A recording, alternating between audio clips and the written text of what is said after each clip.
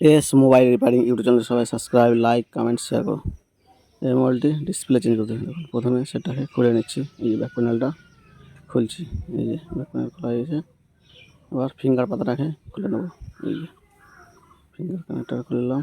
এবার সাববোর্ডের নাটগুলো খুলে নেব। এই যে দেখুন একে একে সাববোর্ডের নাটগুলো খুলছি। এই যে সাববোর্ডের কভারটা উঠিয়ে নিলাম। হয়ে গেছে। এবার মেন বোর্ডটাকে খুলে নেব। যে নাটগুলো খুলছি মেন বোর্ডের, যে কটা নাট আছে সব কটা নাট খুলে নেব। এই যে খোলা হয়ে গেছে। মেন বোর্ডের কভারটা খোলা হয়ে গেছে দেখুন। এবার খারাপ ডিসপ্লেটাকে উঠিয়ে নেব। এই যে উঠাচ্ছি। এখন চারিদিকে ঘুরিয়ে ঘুরিয়ে উঠিয়ে নেব।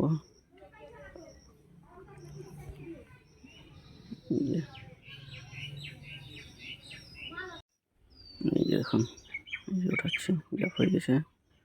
এই যে এই যে আস্তে আস্তে করে ডিসপ্লেটা উঠিয়ে নিলাম। এবার ডিসপ্লে কানেক্টরটাকে খুলে নিলাম। খোলা হয়ে গেছে। আসছে না, সাববোর্ডে চেপে আছে। সাববোর্ডটা একটু উঠিয়ে নেব। এই যে উঠিয়ে নিলাম সাববোর্ডটা। এবার খারাপ ডিসপ্লেটা বের করে নেব। এই যে বের করা হয়ে গেছে। এবার আঠা লাগিয়ে নেব। এই যে আঠা লাগাচ্ছি চারিদিকে। এই যে চারিদিকে ঘুরিয়ে ঘুরিয়ে আঠা লাগিয়ে নেব।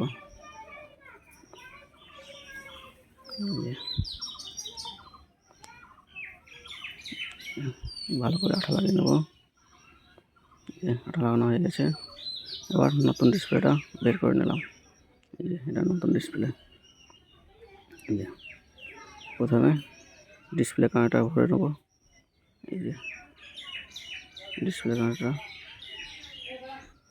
এবার ডিসপ্লেটাকে বসিয়ে নেব। এই যে বসাচ্ছি দেখুন। এই যে আস্তে আস্তে করে ডিসপ্লেটাকে বসিয়ে নেব। এই যে বসে গেছে।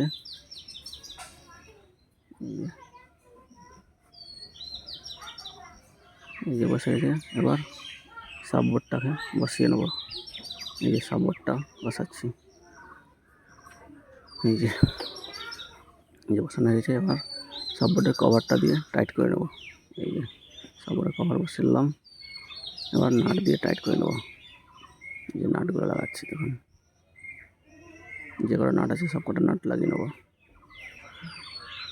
এই যে নাট লাগাচ্ছি। এই যে নাট লাগানো কমপ্লিট। এবার ডিসপ্লে কানেক্টরটা লাগিয়ে নেব। এই যে ডিসপ্লে কানেক্টর লাগাচ্ছি। এই যে লাগানো হয়ে গেছে।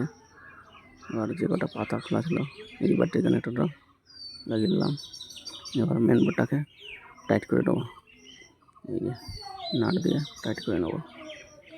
এই যে নাট লাগাচ্ছি। এই যে কটা নাট খুলেছিলাম সবটাই লাগিয়ে নিলাম। এবার ব্যাক প্যানেলটাকে বসিয়ে নেব। যে প্রথমে ফিঙ্গার পাতাটা লাগিয়ে নেব। এই যে ফিঙ্গার পাতা লাগাচ্ছি। এই যে ঠিকঠাক করে বসিয়ে নেব। বসানো হয়ে গেছে। এবার ব্যাক প্যানেলটাকে ঠিকঠাক করে বসিয়ে নেব।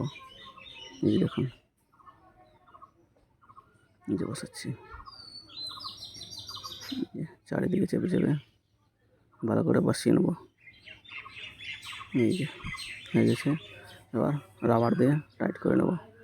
এই যে রাবার, এই যে রাবার লাগাচ্ছি। উপর দিকে একটা লাগিয়ে দিলাম। এবার নিচের দিকে একটা রাবার লাগিয়ে নেব।